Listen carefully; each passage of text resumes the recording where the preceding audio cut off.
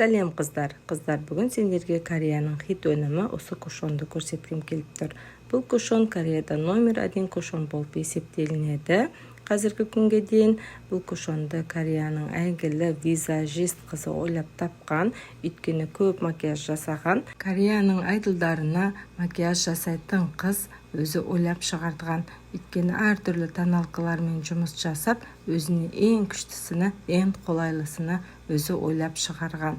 Бұл өнімді көп кәрістер қолданады, солардың ішінде мен де қаны қолданып көрейін деп шештім. Өте күшті сезім, бірінші рет қолданайын деп тұрмын бұл кушонды.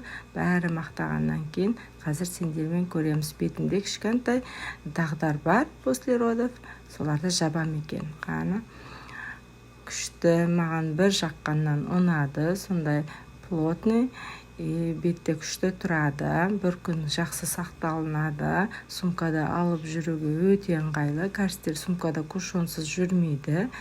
Өте күшті кушондардың бірі, маған ұнады. Бетті қабыршықтандырып тастамайды.